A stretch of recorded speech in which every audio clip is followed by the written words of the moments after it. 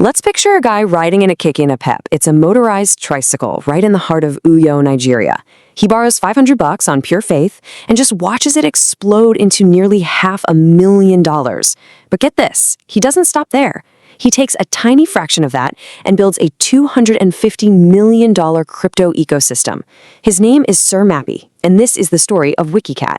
Honestly, it's got to be one of the most incredible origin stories in all of crypto. So $500, that was his entire starting capital.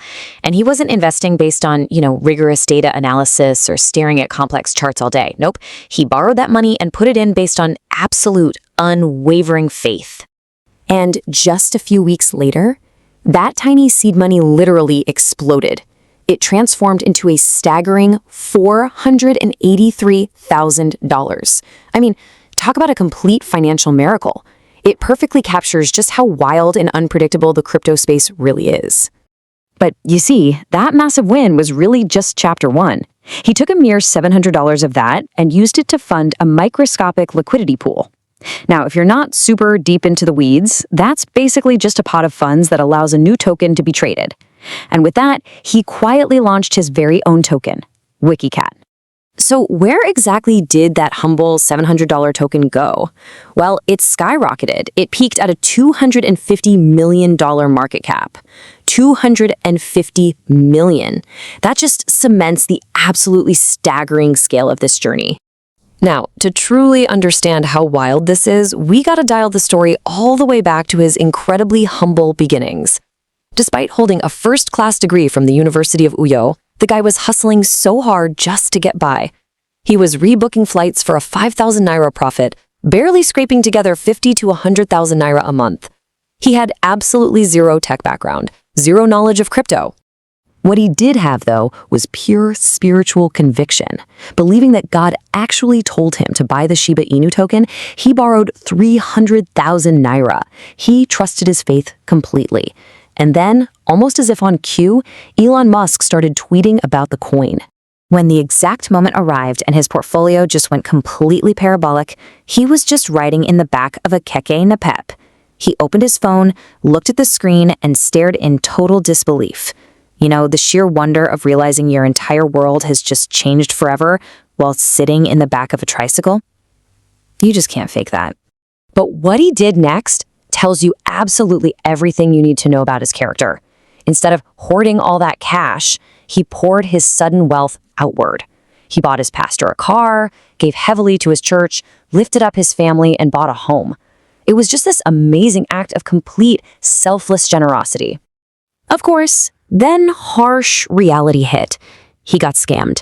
And in the wild west of the crypto world, an event like that usually destroys people. It chases them away for good.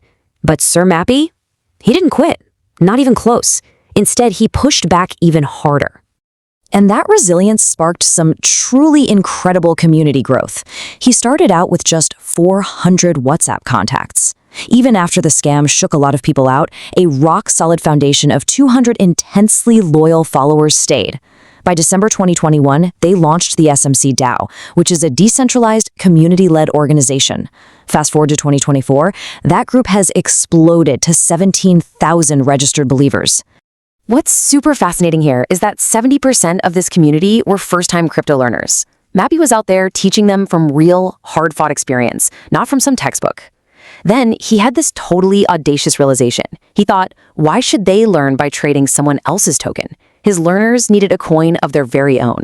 And that brings us to Sunday, March 20, 2022. Using just that $700 liquidity pool we talked about, he quietly launched WikiCat on the BNB chain. The launch was totally unannounced.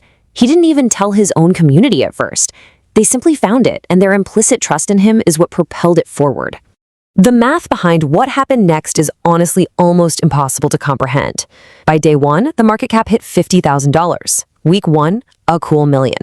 And at its absolute peak, $250 million. This wasn't driven by flashy, expensive, traditional marketing. It was driven by pure organic trust in the creator.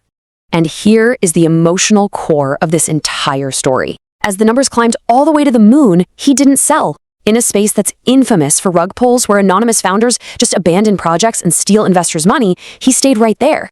He called it a prophetic token, and his absolute integrity became the engine driving the entire project.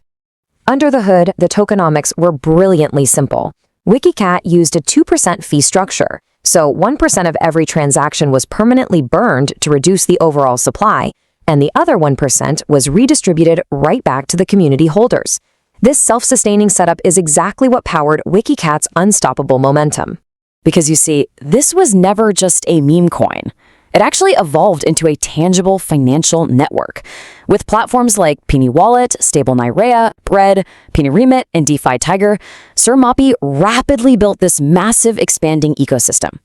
It was completely designed to give real financial utility to everyday people. Then came his boldest vision yet. He straight up told his community, "We don't want to beg banks. We want to buy one." He set his sights on purchasing a microfinance bank in Nigeria. His ultimate goal was to bypass all the traditional gatekeepers and serve his people directly. Now, scaling at this level obviously comes with heavy burdens. At one point, he carried a massive 3.2 trillion token debt that was worth roughly $730,000. But instead of hiding it, he handled it with complete transparency. He even asked for public prayers online. And ultimately, he fully paid it off. Through all of this, he fostered a totally unique culture of quiet wealth. He actively told his followers, "Don't screenshot your wallet. Our community is full of millionaires already." Today, over 160,000 holders share this faith, creating a community that's built not on flexing wealth, but on deep mutual respect. So the crucial takeaway here is just how beautifully this narrative comes full circle. We're talking about a massive leap, from scraping by on 5,000 Naira flight tickets to managing a $250 million ecosystem, from checking a phone in the back of a Keke Napep to actively working to buy a bank. It is the ultimate proof that crypto innovation isn't just reserved for Silicon Valley. From Uyo to the rest of the world, the believers are watching. So I just have to ask, are you a believer? Share this explainer with someone who still thinks crypto is only for the already rich. Oh, and before we wrap up, please remember this explainer is just for educational and entertainment purposes. It's definitely not financial advice. WikiCat is a high-risk asset, and this is not an endorsement. Always, always do your own research.